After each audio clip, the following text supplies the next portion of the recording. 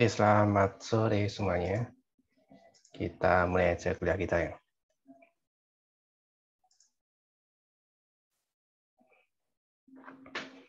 Oke, jadi pada hari ini kita akan membahas mengenai dinamika. Ya, sebelumnya cerita pengantar dulu ya. 4 hari sebelum pemilihan Amerika ya 2016, sebuah situs konspirasi memposting laporan berita palsu yang menuduh bahwa staf salah satu kandidat presiden terlibat dalam ritual setan. Berita palsu menyebar secara viral di Twitter, terutama di kalangan pendukung kandidat lawan yang menerima cerita palsu yang memperkuat iman mereka sebagai fakta. Jadi tidak hanya di Indonesia ya, di Amerika pun ya, kalau ada berita yang terkait dengan iman ya, terkait dengan agama ya, walaupun berita palsu, karena mereka anggap sebagai fakta. Ya, jadi ya penyebaran berita palsu itu kalau dikait-kaitkan dengan agama itu cepat sekali. Ya, nggak cuma di Indonesia, di Amerika juga sama. Akun otomatis yang dikenal sebagai bot sosial juga berkontribusi pada penyebaran dengan memperkuat jangkauannya. Ya, kalau kita kenal itu ada akun cloningan, ya sering kita sebut akun cloningan. Jadi akun-akun yang secara otomatis akan memposting sendiri. Dia akan jalan sendiri, memposting sendiri. Ini hanyalah salah satu contoh dari ribuan berita palsu yang beredar selama kampanye pemilu. Epidemi nyata yang mempengaruhi opini dan menurut beberapa ahli, bahkan mungkin mempengaruhi hasil pemilu. Ilmuwan sedang mempelajari faktor-faktor yang membuat orang dan platform media sosial rentan terhadap manipulasi semacam ini. Ilmuwan jejaring khususnya mempelajari fenomena ini, karena struktur jejaring sosial online memainkan peran kunci dalam sifat viral dari pesan tertentu. Ya, jadi di dalam jejaring ada node-node tertentu ya yang penting. Kita sudah pelajari kemarin ada node-node yang berfungsi sebagai hub ya, sentral ya, berfungsi sebagai bridge ya, ada node yang berfungsi sebagai penghubung antara satu komunitas dengan komunitas yang lain. Nah, ini kita pelajari di sini ya, peran-perannya apa saja untuk penyebaran informasi itu. Penyebaran informasi yang salah adalah kasus khusus difusi informasi. Jadi informasi yang disebar bisa informasi benar, tapi juga bisa informasi salah. Satu kelas proses dinamis yang terjadi di jejaring. Kuliah hari ini membahas beberapa jenis proses penting jejaring lainnya, selain difusi informasi. Ada epidemi, pembentukan opini, dan pencarian. Dalam setiap kasus, kita fokus pada dinamika, yaitu apa yang terjadi dalam jejaring dari waktu ke waktu. Bagaimana informasi dan penyakit ditransmisikan melalui link. Jadi yang kita pelajari tidak hanya informasinya saja, tapi juga penyakit bisa kita pelajari melalui jejaring. Bagaimana atribut node dipengaruhi oleh interaksinya, ya, dan bagaimana seseorang dapat mencari atau menavigasi jejaring. Itu adalah topik yang kita bahas pada hari ini. Akan disajikan beberapa model yang menangkap dinamika ini. Jejaring memainkan peran sentral dalam cara ide dan informasi disebar dalam sebuah komunitas sosial. Kita sering dihadapkan pada hal-hal baru melalui teman-teman kita. Misalnya, kita bisa mengetahui model smartphone baru karena teman kita baru saja membelinya. Atau menemukan berita baru terkait kebijakan luar negeri karena seorang teman memberitahu kita tentang hal itu, atau meneruskan artikel yang baru saja dia baca. Memang banyak dari apa yang kita lakukan secara langsung atau tidak langsung ditentukan oleh kontak sosial kita. Ya, kalau kita punya banyak grup WhatsApp, gitu ya, seringkali kita bisa dapatkan informasi dari grup tersebut, ya. Informasi walaupun kita tidak membaca koran, tidak mengikuti berita di TV, ya, tidak mengikuti berita di internet, ya, tapi dari grup-grup yang kita ikuti, ya, kita bisa tahu apa yang terjadi saat ini, ya. Apa yang terjadi di dunia saat ini, apa yang terjadi di Indonesia saat ini. Kita bisa tahu bahkan mungkin lebih cepat dari koran ya. Kalau koran kan harian terbitnya. Nah, ini bisa langsung masuk ke HP kita. Pengaruh sosial adalah faktor penting ketika kita mengadopsi suatu perilaku, membuat keputusan, merangkul inovasi, atau membentuk pandangan budaya, politik, dan agama. Oleh karena itu, memodelkan bagaimana pengaruh, ide, dan informasi menyebar di jejaring sosial adalah aplikasi kunci dari ilmu jejaring. Proses penyebaran ini disebut juga penularan sosial karena menyerupai penyakit yang ditularkan melalui kontak antar individu. Jadi ada kemiripan antara penyebaran penyakit dengan penyebaran informasi, penyebaran ide, ya, penyebaran informasi, penyebaran opini.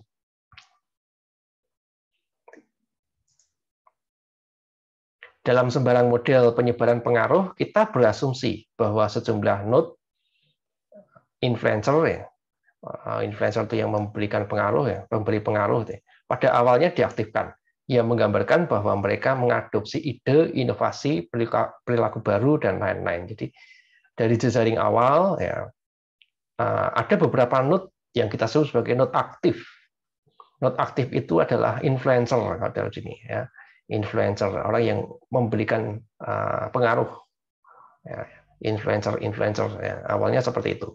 Kemudian setiap node yang tidak aktif diaktifkan, ya, atau tidak diaktifkan sesuai dengan beberapa aturan yang bergantung pada keberadaan tetangga yang aktif dan kondisi serta parameter lainnya. Jadi tadi dari kondisi awal ada beberapa node yang aktif, kemudian tetangga-tetangga yang lain juga ikut aktif, ya, sesuai dengan aturan-aturan tertentu. Artinya nanti node-node yang aktif akan bertambah banyak. Hasil dari proses ini adalah pembentukan influence cascade, ya, pengaruh beruntun, aktivasi berurut sebuah subset node-node dalam jejaring. Cascade dapat berkisar dari beberapa node hingga cascade global yang melibatkan sebagian besar jejaring. Terkadang beberapa node akhirnya mempengaruhi seluruh jejaring. Ya, jadi dari awal ada beberapa node yang kita sebut sebagai node aktif, ya, dia sebagai influencer, ya, orang yang menyebarkan pengaruh, kemudian node-node lain terpengaruh, ya, node yang lain terpengaruh, dia ikut jadi aktif, ya.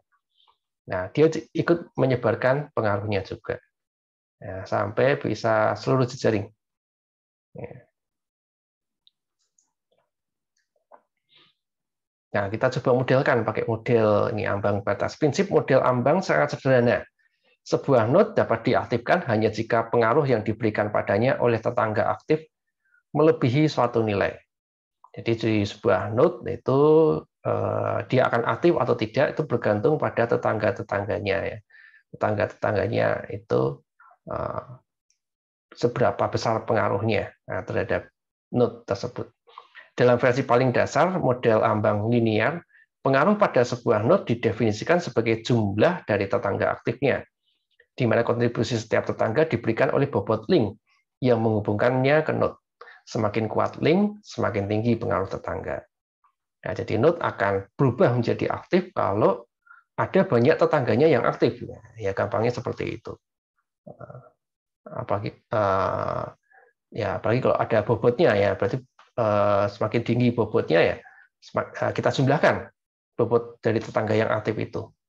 Jadi kalau nilainya itu melebihi satu nilai tertentu, ya, totalnya itu melebihi suatu nilai tertentu, maka node tersebut akan menjadi aktif, ya. Jika pengaruhnya lebih ambang spesifik node menjadi aktif. Artinya node mengadopsi ide, informasi, atau perilaku. Nah, dia menjadi aktif dan dia juga ikut serta untuk menyebarkan ide atau informasi tersebut, ya, untuk node aktif. Di modelnya bekerja sebagai berikut. Pertama, kita memilih jejaring kita yang dapat berasal dari data nyata, ya, jejaring nyata, ya, atau dari model pembuatan jejaring, ya, jejaring buatan. Untuk mempermudah, mari kita asumsikan bahwa jejaring tidaklah berbobot. Kemudian sejumlah node diaktifkan. Sekali lagi, mereka dapat dipilih secara acak. Jadi ada beberapa node diaktifkan, bisa secara acak, ya, bisa dipilih secara acak atau dipilih mengikuti aturan tertentu. Akhirnya kita melalui langkah-langkah berulang, di mana node yang tidak aktif dapat menjadi aktif berdasarkan aktivasi tetangganya. Nah, kemudian node yang lain akan dihitung berapa banyak tetangganya yang aktif. Kalau jumlahnya itu melebihi satu nilai ambang batas tadi, ya, nilai ambang batas yang sudah ditetapkan, maka node tersebut akan ikut aktif. Ya, tadi node lainnya. Nah, apakah total tetangganya, jumlah tetangganya yang aktif melebihi nilai ambang batas atau tidak? Kalau tidak melebihi ambang batas, ya dia tetap tidak aktif. Ya, demikian seterusnya itu dicek terus node-nya, karena kan node yang aktif akan bertambah kan, maka node yang tadinya tidak aktif juga bisa menjadi aktif. Untuk mencapai cascade global, jumlah node yang rentan harus cukup besar. Node yang rentan ini node yang mudah untuk berubah dari tidak aktif menjadi aktif. Hub biasanya memberikan pengaruh yang sangat efektif. Semakin tinggi jumlah tetangga, semakin besar kemungkinan beberapa dari mereka memiliki tingkat yang cukup rendah untuk menjadi rentan. Ya, karena hub itu punya banyak tetangga, ya kemungkinan besar ada beberapa tetangganya itu cukup rentan untuk dipengaruhi. Ya. Namun menjadi hub tidak selalu merupakan kondisi yang cukup untuk mempengaruhi. Posisi influencer dalam jejaring juga penting. Cascade di pinggiran jejaring hampir tidak akan berhasil menembus inti. Jadi ini ada beberapa hal yang perlu kita perhatikan kalau kita ingin menyebarkan informasi, ya, menyebarkan ide, menyebarkan pengaruh. Itu bisa kita juga terapkan misalnya kalau kita ingin memasarkan produk, ya, mempromosikan sebuah produk. Nah, kira-kira bagaimana cara yang paling efektif untuk menyebarkannya? Nah, caranya salah satunya adalah dengan mencari hub-hub dalam jejaringnya. Hub-hub dalam jejaring di orang-orang atau node-node yang mempunyai banyak tetangga tadi. Nah, kalau sudah kita berhasil pengaruhi node-node tersebut yang punya banyak tetangga, node tersebut mempunyai kemungkinan yang besar untuk bisa mempengaruhi tetangga-tetangganya yang lain. Nah, ya kira-kira seperti itu. Model ambang batas didasarkan pada konsep peer pressure, ya, tekanan teman atau tekanan tetangga. Semakin banyak kontak kita berbagi ide atau memiliki produk, semakin besar kemungkinan kita akan mengadopsinya sendiri. Jadi kalau tetangga-tetangga kita banyak yang mengadopsi sebuah ide, gitu ya, maka kita juga akan ikut-ikutan. Ya, biasanya seperti itu. Ya, kita juga akan jadi ikut-ikutan. Semakin besar kemungkinan kita akan ikut terpengaruh oleh tetangga-tetangga kita itu. Ya. Seolah-olah tetangga sosial kita yang aktif bekerja sama untuk membujuk kita. Jadi seolah-olah mereka itu secara bersama-sama ya, membujuk kita. Gitu. Tetapi pengaruh sosial seringkali bantuan. Ya. Pengaruh sosial itu seringkali tidak melihat jumlah, ya, tidak melihat jumlah berapa banyak yang mempengaruhi itu. Kita mungkin diyakinkan untuk mengadopsi suatu produk atau keyakinan jika seorang teman berbicara dengan antusias tentang produk atau keyakinan tersebut. Jadi kadang cukup satu orang saja yang mempengaruhi, ya, cukup satu orang aja yang berbicara.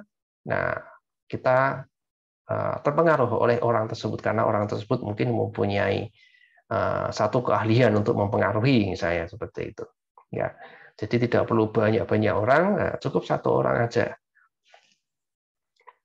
yang bisa mempengaruhi node-node yang lainnya. Masing-masing teman kita akan memberikan pengaruhnya, kecuali kita telah membeli produk atau idenya. Jadi tetangga-tetangga kita, ya teman-teman kita akan mencoba mempengaruhi kita sampai kita terpengaruh, atau sampai semua tetangga kita mencoba memberikan pengaruhnya. Independent cascade model berfokus pada interaksi node-node tersebut. Jadi pada independent cascade model ini berfokus pada interaksi one-to-one tadi, ya, interaksi secara privat, ya, satu-satu. Pengaturannya sama seperti untuk model ambang batas, di mana jejaring dipilih atau dibangun dan beberapa node diaktifkan. Jadi awalnya jejaring dipilih, ya, dari entah jejaring nyata atau jejaring buatan, kemudian beberapa node diaktifkan. Begitu sebuah node menjadi aktif, ia memiliki satu kesempatan untuk meyakinkan setiap tetangganya yang tidak aktif. Setiap tetangga diaktifkan dengan suatu probabilitas pengaruh. Ya, jadi ketika ada sebuah node aktif, dia akan meyakinkan tetangganya. Ya, dan tetangganya itu akan aktif berdasarkan suatu nilai probabilitas pengaruhnya ini. Jika sebuah node gagal mengaktifkan temannya, ia tidak dapat mencoba lagi. Jadi pencobaannya hanya bisa 1 kali. Dalam model ini ya, percobaan hanya bisa 1 kali. Namun teman itu masih bisa dibujuk oleh tetangga ya walaupun gagal ya, bisa jadi ada tetangga yang lain yang berhasil membujuknya. Ya, jadi walaupun ada satu node yang gagal mengaktifkan tetangganya, ya, belum tentu tetangga tersebut akan selalu tidak aktif ya. Bisa jadi dia akan suatu saat dia akan aktif karena ada node lain yang berhasil membujuknya. Proses berlangsung sampai tidak ada aktivasi lebih lanjut terjadi. Ini berulang terus ya, node akan mempengaruhi node aktif akan mempengaruhi node yang tidak aktif sampai tidak ada perubahan ya, sampai tidak ada perubahan dari node tidak aktif menjadi aktif. Model yang sangat sederhana yang telah kita jelaskan tidak dapat diharapkan untuk mereproduksi dinamika penurunan sosial yang nyata. Di model kita itu ternyata masih ada kekurangan ya. Jadi belum bisa mereproduksi dinamika sosial nyata. Namun, variasi yang lebih canggih dari model ini mampu menangkap fitur dari banyak fenomena dunia nyata. Salah satu contohnya adalah versi probabilistik dari model ambang, di mana peluang aktivasi bertumbuh mengikuti jumlah tetangga aktif. Ini mirip dengan independent cascade model, tetapi kontak dengan tetangga aktif tidak independen satu sama lain. Mekanisme semacam ini memodelkan apa yang disebut proses penularan kompleks. Setiap orang baru yang memaparkan kita pada suatu produk atau ide memiliki pengaruh yang lebih besar daripada orang-orang sebelumnya dalam membuat kita mengadopsi atau mempercayainya. Jadi ini mirip dengan yang independent tadi, independent cascade model. Ini versi probabilistik model ambang. Ya, mirip dengan independent cascade model.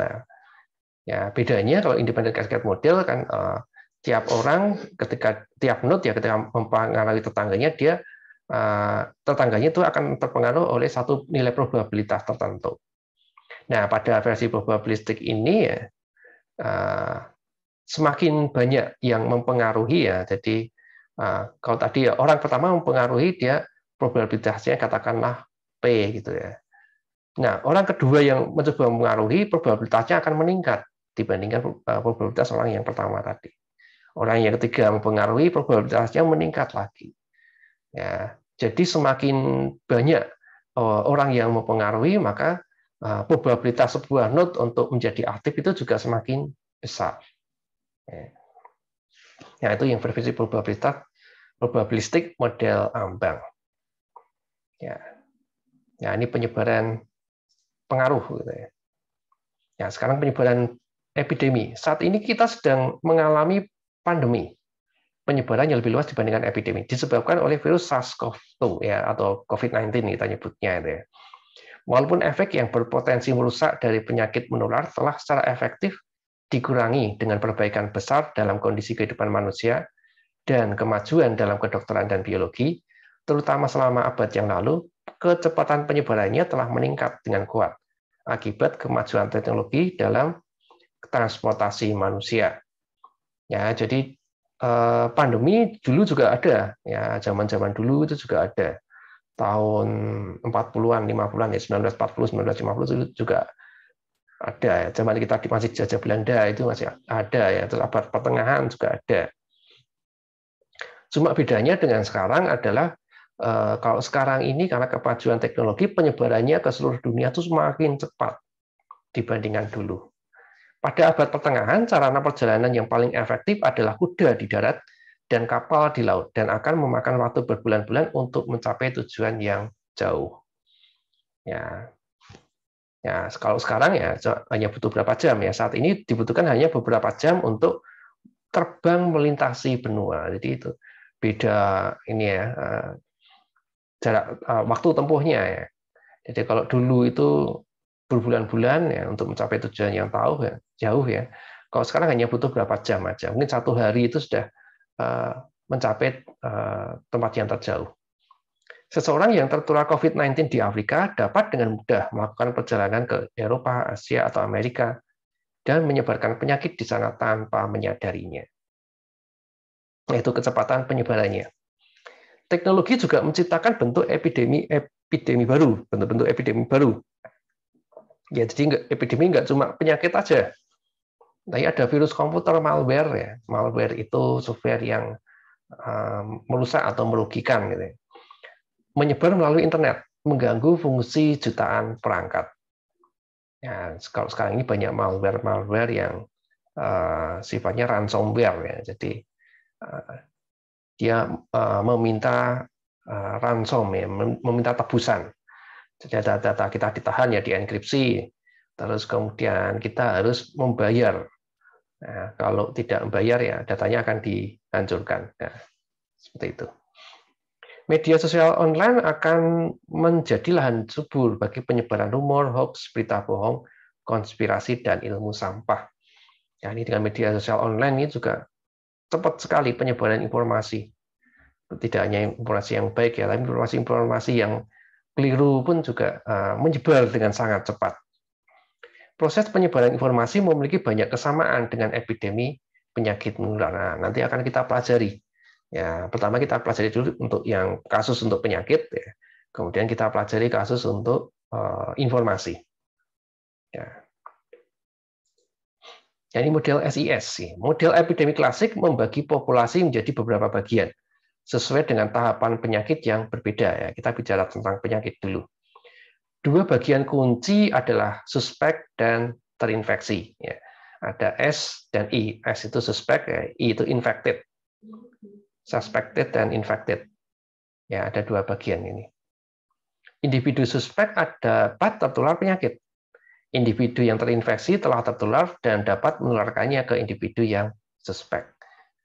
Ya, jadi kalau suspek itu individu yang dapat tertular penyakit. Sedangkan yang infected ya terinfeksi berarti dia sudah tertular dan dapat menularkannya ke individu yang suspek. Tergantung pada jenis penyakit yang kita teliti, bagian tambahan mungkin diperlukan. Ya. Dalam model suspek terinfeksi suspek ya SIS, individu yang terinfeksi menjadi rentan kembali setelah sembuh dari penyakit sehingga mereka dapat tertular lagi.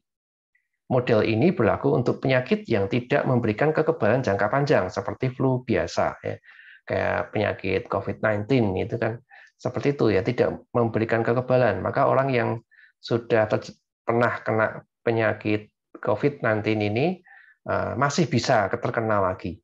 Ya, masih bisa terkena. Bahkan ada orang ya yang katanya sampai 3 kali dia terkena COVID-19 ini. Nah, ini model SIS jadi cocok untuk penyebaran penyakit yang tidak memberikan kekebalan jangka panjang. Model SIS bisa berasal dari jejaring kontak dunia nyata. Nah, direkonstruksi dari data empiris. Jadi kalau jejaring kontak dunia nyata ya datanya menggunakan data yang asli gitu ya. Atau direkonstruksi dari data empiris. Kalau data empiris itu berarti tidak seluruh data kita gunakan karena mungkin cukup banyak datanya ya. Datanya cukup besar, maka hanya sebagian aja yang kita gunakan. Kayak di COVID-19 ini ya kan kita belum bisa dapatkan data keseluruhan, maka kita gunakan data empiris ya untuk merekonstruksinya. Atau jejaring buatan dibuat dari suatu model. Selanjutnya kita berasumsi bahwa beberapa node terinfeksi menurut suatu kriteria, misalnya secara acak. Ini mirip dengan penyebaran pengaruh tadi ya. Kalau penyebaran pengaruh tadi kan node-nya aktif. Ya dari kondisi awal ada beberapa node yang aktif ya secara acak itu ya.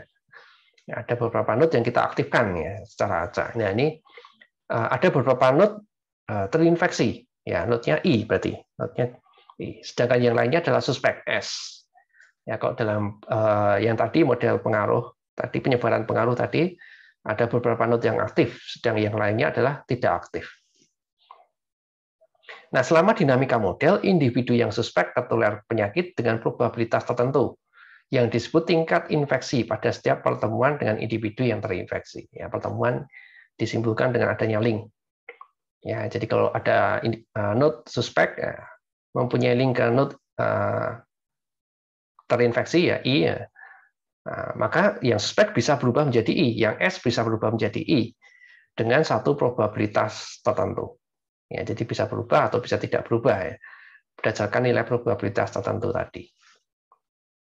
Nah, pada model SIS ini, orang yang terinfeksi sembuh dari penyakit beralih menjadi suspek dengan probabilitas tertentu yang disebut tingkat pemulihan pada setiap langkah waktu. Jadi, seiring dengan berjalannya waktu, yang terinfeksi, yang I, berubah menjadi S. Ya, yang I berubah menjadi S. Nah, ini ketika dia menjadi S, ya dia bisa terinfeksi lagi, masih bisa terinfeksi lagi. Ya, berubah menjadi I lagi.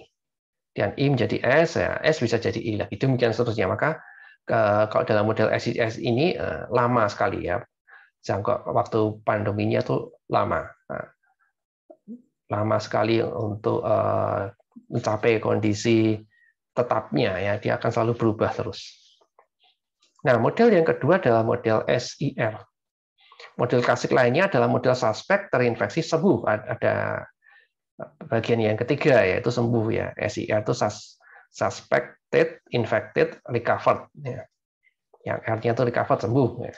Ketika orang yang terinfeksi sembuh dari penyakit, mereka pindah ke bagian ketiga yaitu orang yang sembuh dan tidak dapat terinfeksi lagi. Jadi kalau model SIS lagi tadi kan kalau dia sembuh dia balik ke S ya. Bedanya itu ya. Kalau ini kalau dia sembuh dia masuk ke R. Model ini berlaku untuk penyakit yang memberikan kekebalan jangka panjang seperti campak, gondongan, rubella dan sebagainya. Nah, perhatikan di sini adalah kematian adalah kasus khusus dari keadaan sembuh untuk penyakit mematikan. Karena orang yang meninggal tidak menulari orang lain. Jadi kematian itu kita masukkan dalam bagian yang ketiga. Karena kalau dia sudah mati ya dia tidak bisa terkena lagi kan, dia tidak bisa menginfeksi yang lain dan juga tidak bisa terinfeksi lagi. Ya, jadi sama dengan kondisi R tadi ya yang sembuh tadi. Karena kondisi R tidak bisa terinfeksi lagi dan tidak bisa menyebarkan penyakitnya. Dinamika infeksi dan pemulihan mengikuti secara dekat model SIS tadi ya, dengan parameter tingkat infeksi dan tingkat pemulihan yang sama. Jadi dinamikanya sama. Pada awal ya ada jejaringnya dibuat dari data nyata atau dari model buatan. Ya. Terus kemudian ada beberapa node yang terinfeksi ya, secara acak itu ya kita pilih ya, ada beberapa node kita pilih dia menjadi node I ya, sedangkan yang lainnya adalah S. Ya, lainnya S. Kemudian yang S, ya, ketika dia punya link dengan I, dia bisa berubah menjadi I dengan suatu probabilitas tertentu, ya sama kayak yang SIS tadi ya. Cuma bedanya adalah kalau tadi dari I pada jangka waktu tertentu dia berubah menjadi S ya, sembuh ya, berubah menjadi S. Kalau yang SIR, iya kalau sembuh dia pindah ke R, bukan balik ke S. Ya, jadi perbedaannya ketika individu yang terinfeksi pulih, ia dipindahkan ke status R, tidak kembali ke status S. Dan ia tidak akan memainkan peran lebih jauh dalam pendampingan. Begitu sudah masuk ke R, ya sudah, dia akan tetap di R terus. Tidak mengalami perubahan-perubahan lagi dan tidak bisa menginfeksi, tidak bisa mempengaruhi node-node yang lain. Beda dengan yang SIS tadi ya. SIS yang sembuh menjadi S masih bisa terpengaruh menjadi I lagi. Nah, ketika dia jadi I, dia bisa menginfeksi node-node yang lain. Ya. Akhirnya penyebaran model SIR berhenti ketika tidak ada lagi individu yang terinfeksi. Ya. Kalau node I-nya habis, ya berhenti. Ya. Kalau yang model SIS tadi, ya bisa jadi berhenti. Ya. Node I-nya bisa jadi habis, ya, tapi kemungkinannya kecil kalau model SIS untuk berhenti. Itu penyebaran penyakit. Nah, penyebaran rumor ini mirip dengan penyebaran penyakit. Varian dari model SIR dapat digunakan untuk menggambarkan penyebaran rumor di masyarakat. Seperti model SIR, model penyebar rumor ini memiliki 3 bagian. Ignoran, tidak tahu ya, kita sebut saja S. Spreader, penyebar itu I, dan stifler atau cuek itu R. Jadi ada 3 bagian ya. Ada orang yang tidak tahu mengenai rumor ini, ya, itu S. Kemudian ada penyebar rumor, ya, penyebar rumor itu I. Dan orang yang cuek terhadap rumor, ya, jadi dia tahu terhadap rumor, tetapi tidak ikut menyebarkannya, itu R. Bagian yang terakhir adalah orang-orang yang mengetahui tentang rumor tersebut tetapi tidak berkontribusi untuk menyebarkannya. Ide dasarnya adalah bahwa orang-orang terlibat dalam penyebaran rumor selama mereka menemukan orang-orang yang tidak menyadarinya, hingga mereka kehilangan minat dan berhenti menyebarkan rumor. Jadi rumor itu akan selalu beredar, ya, sampai tidak ada orang yang berminat lagi mengenai rumor tersebut. Ya, idenya seperti itu. Model penyebaran rumor dimulai dari jejaring kontak yang dapat berupa jejaring nyata atau jejaring buatan yang dibuat oleh model tertentu, ya, mirip dengan model SSIR tadi, ya. Semua node ignoran tidak tahu kecuali beberapa node berubah menjadi spreader. Jadi awalnya semua node adalah S. Kemudian ada beberapa node yang kita ubah jadi I, ya, secara acak. Ya, berdasarkan kriteria tertentu. Misalnya node tersebut dipilih secara acak. Jadi ada beberapa node kita pilih untuk menjadi I atau penyebar. Sedangkan yang lainnya S atau tidak tahu. Dalam dinamika model, ketika seorang spreader mendekati seorang ignoran, rumor tersebut disampaikan dan orang yang ignoran itu menjadi spreader dengan probabilitas transmisi tertentu. Jadi ketika node I ketemu node S, maka node S bisa berubah menjadi I dengan probabilitas transmisi tertentu. Nah, kalau spreader atau I ketemu dengan stifler, swag, ya, ketemu R, ya, spreader menjadi stifler dengan probabilitas berhenti tertentu. Jadi kalau I ketemu R, yang I bisa berubah menjadi R dengan probabilitas berhenti tertentu. Terus saat dua spreader bertemu, keduanya berubah menjadi stifler dengan probabilitas berhenti yang sama. Jadi saat I ketemu I, maka keduanya bisa berubah menjadi R dengan probabilitas yang sama, probabilitas berhenti yang sama. Nah, kalau S ketemu S ketemu R tidak terjadi apa-apa, ya. S ketemu S tidak jadi apa-apa. S ketemu R juga tidak jadi apa-apa. Apalagi R ketemu R, ya, tidak jadi apa-apa. Ya, itu penyebaran rumor seperti itu, ya. Nah, sekarang opini. Ya, ini ada sedikit perbedaan antara rumor dan opini. Opini mendorong perilaku kita, mempengaruhi pilihan kita, mempengaruhi rencana kita.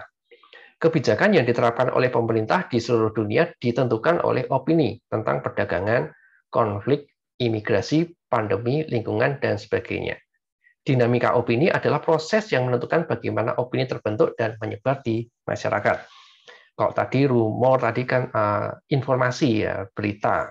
Entah itu beritanya palsu atau berita baik. Gitu, ya. Kalau rumor, ya beritanya berita tidak baik. Mestinya itu, ya. Nah, kalau opini itu pendapat. Ya, opini itu pendapat. Nah, tiap orang kan bisa punya pendapat yang berbeda-beda. Nah, bedanya itu, ya, bedanya antara opini dan rumor. Dengan diperkenalkannya internet dan media sosial, umat manusia telah melengkapi dirinya sendiri dengan alat yang sangat kuat untuk mengedarkan dan bahkan memanipulasi opini. Ya, jadi saat ini sangat mudah untuk mengedarkan atau memanipulasi opini. Pendapat tersebar di jejaring seperti teman Facebook atau pengikut Twitter, ya, Facebook friend atau Twitter follower atau YouTube subscriber. Ya. Nah, jadi menyebarannya melalui media sosial seperti itu. Oleh karena itu, model jejaring dapat membantu kita memahami bagaimana opini menyebar.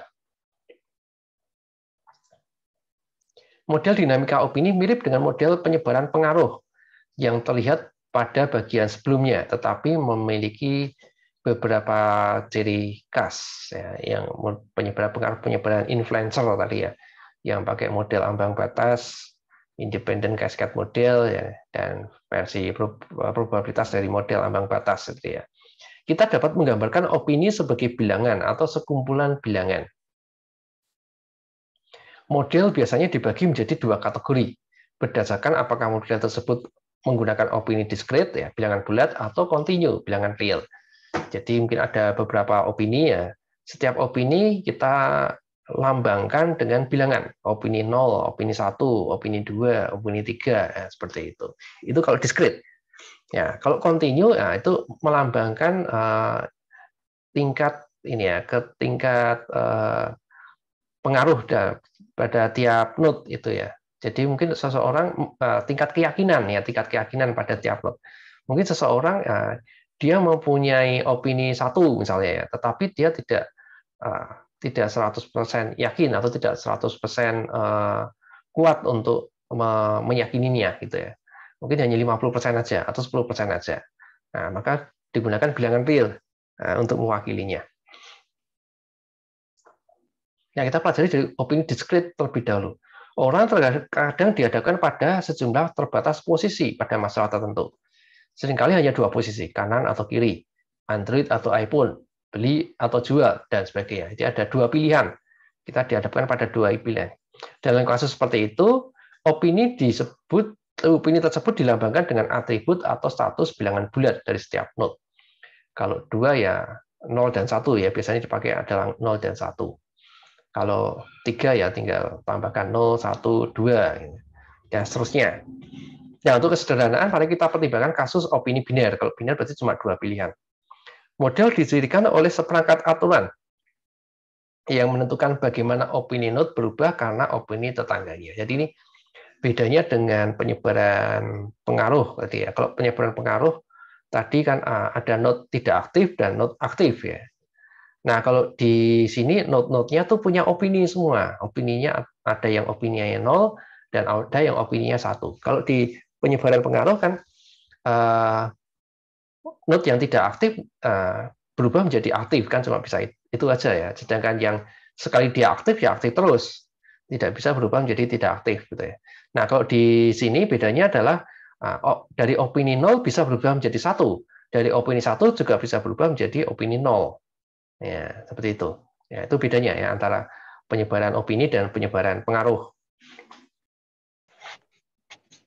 Dinamikanya kan dalam konfigurasi awal opini ditetapkan secara acak di antara node jejaring. Ya, jadi sama ya yang sebelum-sebelumnya ya. Jejaring kita buat dari data nyata atau model buatan ya. Artinya pada awalnya ada jumlah yang hampir sama dari orang yang memiliki pendapat berbeda-beda, tidak sepakatan. Jadi pada kondisi awal ya, misalkan tadi ada dua opini ya, opini 0 dan opini 1, maka dipilih sekian node memiliki opini 0, sekian node memiliki opini 1.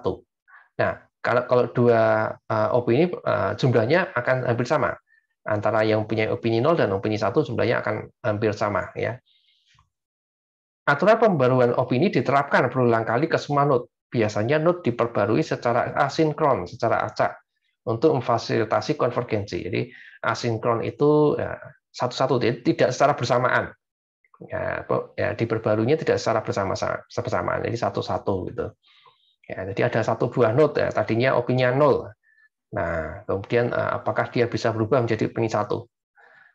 Atau node yang lain, dia opini 1, apakah dia bisa berubah menjadi opini 0? Nah, seperti itu. Itu pembaruan opininya. Nah, kalau sudah berjalan, maka ada dua kemungkinan hasil. Sistem mencapai kondisi mapan, di mana tidak ada node yang mengubah pendapatnya lagi, tidak mengubah opininya lagi. Ya. Di node-nya, kalau dia sudah opininya 0, ya 0 terus. Kalau dia opininya sudah 1, ya 1 terus, tidak berubah-ubah. Keadaan seperti ini dapat berupa konsensus, dengan semua node memiliki opini yang sama. Ya, jadi konsensus itu semua node-nya opininya sama semua, 0 semua atau 1 semua. Atau terjadi polarisasi dengan beberapa node memegang satu opini, sisanya memegang opini lain. Jadi bisa juga ada polarisasi. Ya, ada beberapa opininya 0, sisanya opininya 1. Tetapi sudah tidak ada perubahan lagi ya, sudah tetap yang 0 tetap 0, yang 1 tetap 1 ya, tidak ada perubahan opini lagi. Tapi bisa juga sistem tidak mencapai kondisi stasioner, status stasioner. Jadi node-node-nya masih berubah-ubah. Masih berubah, ada yang berpindah-pindah opini ya, dari 0 ke 1, dari 1 ke 0, di mana beberapa node atau semua node ya terus mengubah pendapat mereka di setiap iterasi. Namun beberapa fitur konfigurasi opini, misalnya rata-rata beberapa variabel, dapat menjadi stabil dalam jangka panjang. Ya, ada beberapa variabel yang stabil walaupun node-node-nya berubah opini. Nah, variabel dalam opini diskret apa aja ya? Opini rata-rata adalah rata-rata aritmetik dari opini di seluruh node. Nah, ini ada variabel opini rata-rata. Jika kita mulai dari distribusi acak dua pendapat, 0 dan 1, rata-ratanya sekitar setengah. Karena setengah dari node akan memiliki opini 0 dan setengah lainnya opininya 1. Pendapat rata-rata biasanya berubah selama dinamika, dan seseorang dapat melacak opininya setelah setiap iterasi. Jika sistem mencapai kondisi stasioner, rata-rata pendapat menyatu ke nilai yang pas. Jika keadaan mapan adalah konsensus, opininya sama dengan 0 atau 1. Bergantung dari opini mana yang mendominasi. Jadi kalau kondisi mapannya konsensus ya opininya 0 semua atau 1. Jadi opini rata-ratanya ya 0 atau 1 gitu ya. Kalau mencapai stasioner, rata-rata pendapat menyatu ke nilai yang pas. Jadi ya tergantung dari berapa jumlah yang 0 ya, berapa jumlah yang 1 gitu. Dan ada probabilitas exit, memperkirakan seberapa besar probabilitas jejaring mencapai konsensus dengan opini 1 sebagai fungsi dari fraksi node dengan opini 1 dalam konfigurasi awal. Ya, dari konfigurasi awal ada berapa node dengan opini 1, kemudian setelah berakhir ada berapa node dengan opini 1. Ya, demikian juga dengan opini yang 0. Itu variabel opini discrete. Nah, sekarang opini continue. Ya, jadi kalau tadi opini 0, opini 1, jadi orang yang punya opini 0 ya 0 ekstrim ya, 1 ya 1 ekstrim ya. Nah, ada situasi di mana opini individu dapat bervariasi secara halus dari satu ekstrim ke ekstrim lainnya dari berbagai kemungkinan pilihan. Ya, misalnya mengungkapkan penghargaan terhadap suatu karya seni yang dapat bervariasi secara kontinu dari tidak suka 0 ya, sehingga antusiasme. Jadi misalnya ada suatu lukisan gitu ya, ada satu yang tidak suka sekali pada lukisan tersebut. Ya, jadi itu opini pertama. Ada yang suka terhadap lukisan. Jadi kalau tadi pakai discrete ya, pilihannya kan cuma tidak suka dan suka aja ya. Nah, tapi kalau pakai continue itu ada level sukanya seberapa. Nah, ada yang mungkin tengah-tengah ya, antara suka dan tidak suka. Jadi bisa semacam melakukan penilaian sukanya tuh sampai seberapa kalau dalam level 10 misalnya. Oh, saya sukanya cuma level 7 saja ya, hasilnya tidak terlalu suka gitu loh misalnya seperti itu. Oh, saya ya agak sedikit suka gitu, tapi sebetulnya lebih cenderung tidak suka. Jadi levelnya 5, 4 misalnya seperti itu. Ya, jadi di sini continue sifatnya. Atau kita mungkin ingin memodelkan keberpihakan politik pada spektrum dari yang sangat progresif hingga yang sangat konservatif. Mungkin kalau politik dukungan terhadap partai politik gitu ya, mungkin ada yang konservatif sekali gitu ya, kita dukung apapun kebijakan partai kita dukung gitu ya. Kalau yang progresif ya sangat bertentangan gitu ya, jadi apapun kebijakan partai kita tolak.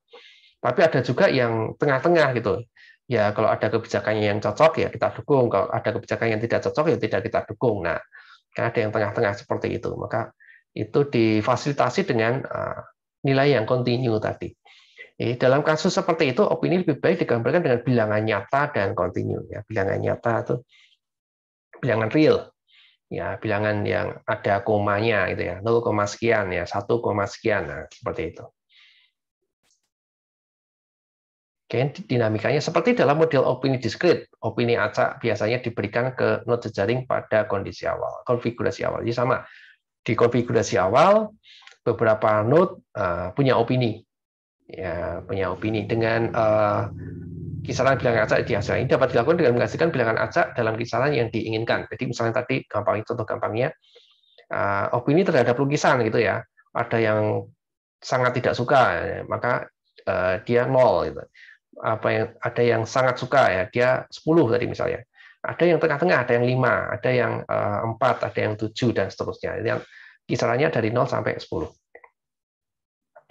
Kemudian nilai opini berubah seiring dengan pembaruan terus-menerus. Jadi nilai tadi yang nilai yang 0 ya bisa berubah menjadi 2, bisa berubah menjadi 3 dan seterusnya. Jika pada titik tertentu variasi terbesar dari suatu opini lebih kecil dari ambang batas yang telah kita tentukan, kita dapat menghentikan simulasi karena sistem pada akhirnya akan mencapai keadaan mapan. Jadi keadaan mapannya kalau tadi di opini discrete keadaan mapan kalau sudah tidak ada perubahan. Nah, kalau di opini continue ini keadaan mapan itu kalau perubahannya sangat kecil, lebih kecil dari satu ambang batas yang telah kita tentukan.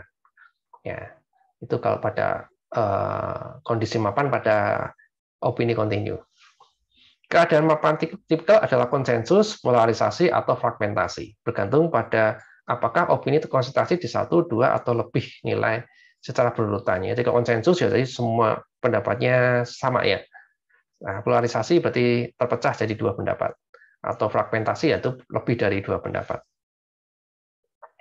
Dalam simulasi yang tak terbatas, setiap node akan memiliki salah satu dari beberapa opini yang tersisa.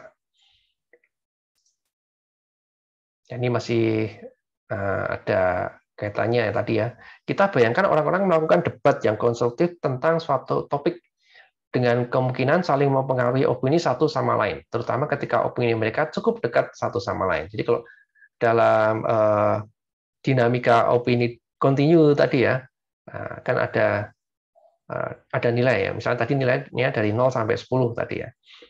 Nah, seseorang mungkin berubah pendapatnya atau opininya itu tidak secara ekstrim ya, dari 0 jadi 10 gitu ya, atau dari 10 menjadi 0 ya. Tidak seperti itu, tetapi berubahnya secara gradasi ya. Jadi tidak terlalu jauh dari misalnya yang tadinya sangat tidak suka menjadi tidak suka aja. Jadi ya, misalnya dari 0 berubah menjadi 2 atau 3 gitu ya. Atau tadi yang tadinya sangat suka ya menjadi hanya suka saja. Jadi dari nilainya 10 menjadi turun menjadi 8 aja. Saya seperti itu. Jadi tidak ekstrim dari 0 langsung berubah jadi 10 atau 10 langsung berubah jadi 0 seperti itu.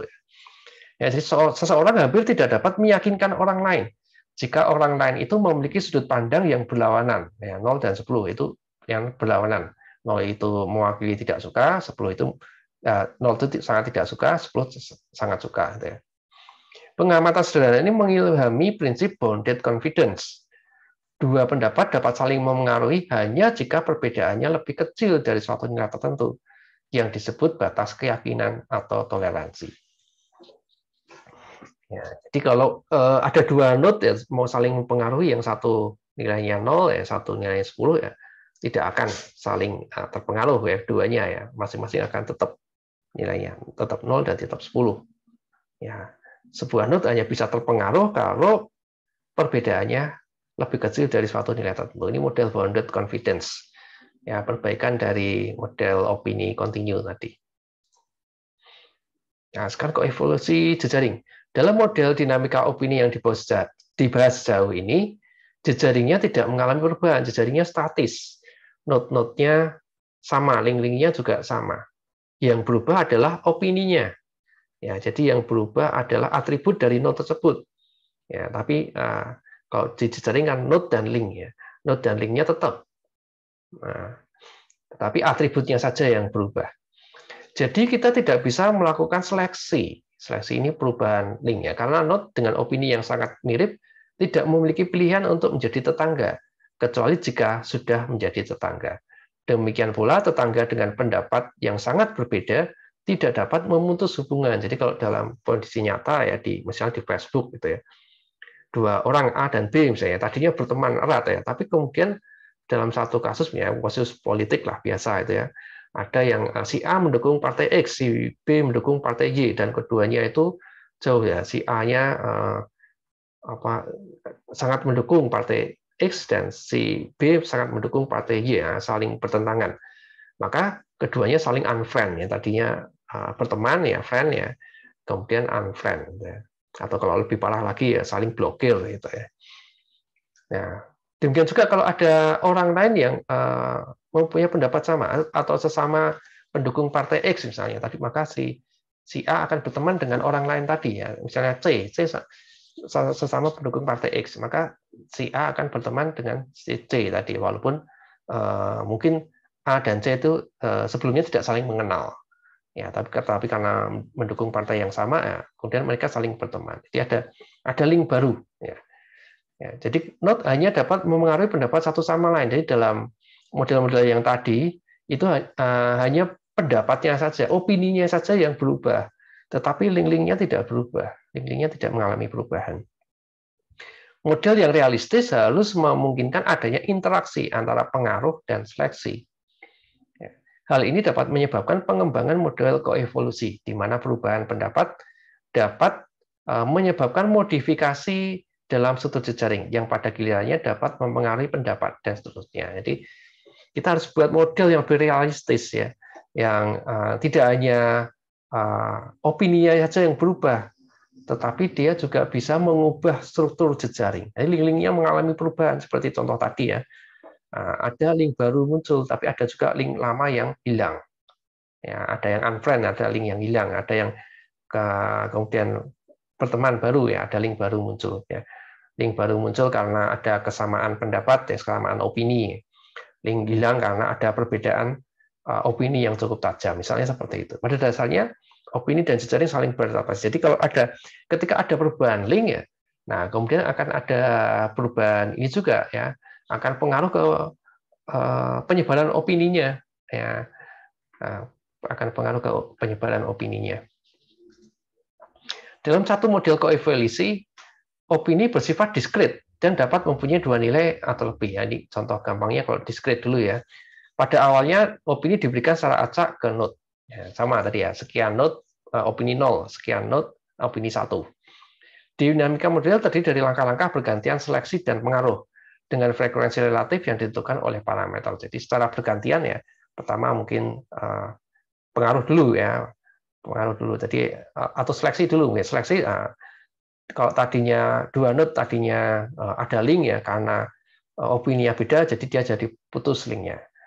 Nah, kemudian dua node lain karena yang sebelumnya tidak ada link, tetapi karena opininya sama, ya, dia nyambung ya, membuat link baru. Nah, dari situ kemudian pengaruh itu perubahan opini. Ya, sama kayak di model opini diskrit tadi ya. Ada probabilitas tertentu untuk berubah sebuah node berubah opininya dari 0 ke 1 atau dari 1 ke 0. Dengan seleksi, node mengatur link ke node lain dengan opini yang sama. Dengan pengaruh, node mengambil opini tetangganya. Ya, jadi dia mengikuti opini tetangganya karena pengaruh ini. Ya, jadi karena pengaruh ada node-node yang mengubah opininya gitu ya. Nah, link-linknya juga nanti akan ikut berubah. Yang tadinya berteman jadi unfriend gitu ya. Yang tadinya tidak berteman jadi friend. Demikian seterusnya, ini berulang-ulang terus. Karena seleksi dan pengaruh cenderung menurunkan jumlah pasangan node tetangga dengan opini berbeda, jejaring akhirnya mencapai keadaan di mana semua pasangan tetangga memiliki pendapat yang sama. Jadi karena keevolusi ini nantinya node akan mempunyai tetangga dengan opini yang sama. Karena kalau opininya beda tadi unfriend tadi ya, putus linknya. Ini berarti bahwa jejaring akan dibagi menjadi sekumpulan komponen terpisah, terputus satu sama lain. Dengan semua anggota dari setiap komponen memiliki pendapat yang sama, yang mungkin berbeda antar komponen. Dengan demikian kita akan mengamati pemisahan ke dalam komunitas opini yang homogen. Ya, jadi jejaringnya akan pecah-pecah menjadi komponen-komponen. Ya, setiap komponen itu mempunyai opini yang homogen, opininya sama dalam setiap komponen. Ya, satu komponen ke komponen lain ya bisa jadi beda, tapi dalam komponen sama opininya. Skenario seperti itu adalah keadaan yang stabil, tidak ada lagi perubahan pendapat atau perubahan struktur jejaring dan dinamika berhenti. Jadi kalau sudah terpecah jadi komponen-komponen ya dia akan jadi stabil. Oke, dan yang terakhir itu pencarian. Salah satu aktivitas umum yang kita lakukan saat berinteraksi dengan jejaring adalah pencarian. Misalnya, kita ingin mencari sumber daya yang terletak di beberapa node jejaring. Ini bisa berupa situs web dengan informasi tentang topik yang diminati, film yang disimpan di jejaring peer, atau kontak bisnis di jejaring sosial. Untuk mengatasi masalah tersebut, kita perlu menyusun strategi untuk menjelajahi jejaring secara efisien hingga node yang tepat tercapai. Seseorang biasanya memulai dari node asal dan dilanjutkan dengan mengunjungi tetangga-tetangga. Dan tetangga dari tetangga, dan seterusnya. Semakin efektif strateginya, semakin cepat kita mencapai target. Misalnya seperti ini ya. Jadi ya mungkin katakanlah saya ingin membuat sebuah seminar gitu ya. Misalnya Unisbank itu ingin membuat sebuah seminar. Kemudian ingin mencari pembicara yang paham atau ahli, pakar dalam sebuah topik ya, topik seminar tersebut ya, sesuai dengan topik seminar. Nah, maka saya perlu mencari pembicara tersebut ya, saya perlu mencari pembicara yang pakar dalam topik seminar tersebut. Masalahnya saya tidak mempunyai, saya belum kenal dengan pembicara tersebut. Maka saya lakukan pencarian. Nah, saya melakukan pencarian dengan cara ya saya hubungi orang-orang yang saya kenal. Ya, kira-kira ada nggak ya kenalan orang yang pakar dalam bidang ini misalnya. Kalau tidak ada ya saya minta teman-teman saya untuk mencarikan dengan menghubungi teman-temannya yang lain. Demikian seterusnya sampai ketemu orang yang saya cari ya, pembicara yang pakar dalam bidangnya tersebut ya. Nah, contohnya seperti itu. Nah, supaya cepat maka kita butuh strategi. Ya, kita butuh strategi. Contoh misalnya, saya ingin mencari orang yang pakar dalam bidang keamanan komputer misalnya, gitu ya. Yang saya karena topik seminarnya adalah mengenai keamanan komputer. Ya, maka saya akan fokus pencarian ke teman saya yang juga ahli dalam keamanan komputer juga, ya. Minimal dalam dia tahu tentang komputer lah. Dia tahu tentang komputer. Saya nggak akan bertanya ke teman-teman saya atau ya ke tetangga atau kenalan gitu ya yang tidak tahu tentang komputer sama sekali. Nah, misalnya seperti itu. Itu adalah strategi, ya strategi. Ya, jadi kalau kita punya strategi yang efektif, maka kita akan cepat menemukannya. Tetapi kalau strategi kita tidak efektif ya mungkin bisa ketemu tetapi lama sekali. Pencarian breadth first adalah upaya untuk mencari seluruh jejaring dengan mengunjungi setiap node, setidaknya di komponen yang terhubung di mana beberapa node asal diketahui. Yani pencarian breadth first ini adalah pencarian di seluruh jejaring ya, dan breadth first ini akan menjamin ketemunya. Tetapi pencarian breadth first itu pencarian yang sangat tidak efisien karena butuh waktu yang lama. Ya, pencarian breadth first ini tanpa strategi, dari bukannya asal kenal ditanyai gitu ya. Jenis pendekatan pencarian yang melelahkan ini memecahkan masalah dalam beberapa kasus, terutama saat jejaring kecil atau saat sumber daya komputasi dan penyimpanan tersedia, seperti yang ditunjukkan oleh web crawler yang mendukung query mesin telusur. Jadi kita bisa pakai pencarian breadth first ini ya kalau jejaringnya kecil atau kalau kita mempunyai sumber daya yang cukup ya untuk melakukan pemrosesan. Ya. Tetapi seringkali lebih efektif dan bahkan perlu untuk melakukan penelusuran jejaring secara lokal. Misalnya kita mungkin tertarik dengan konten web yang sangat spesifik atau baru yang tidak tercantum dalam indeks mesin telusur. Dalam kasus ini, proses pencarian harus menggunakan beberapa heuristik, memilah node jejaring yang paling mungkin berisi informasi yang diinginkan. Ya, misalnya contoh yang lain ya, kita ingin mengunjungi sebuah kota di Pulau Jawa, masalahnya kita nggak punya peta, ya, kita nggak punya peta. Jadi kita dari kota Semarang misalnya ingin mengunjungi sebuah kota yang kita tahu kota tersebut ada di Pulau Jawa, tetapi kita tidak tahu posisinya di mana. Nah, kita nggak punya peta dan kita nggak tahu posisinya di mana, kota tersebut di mana.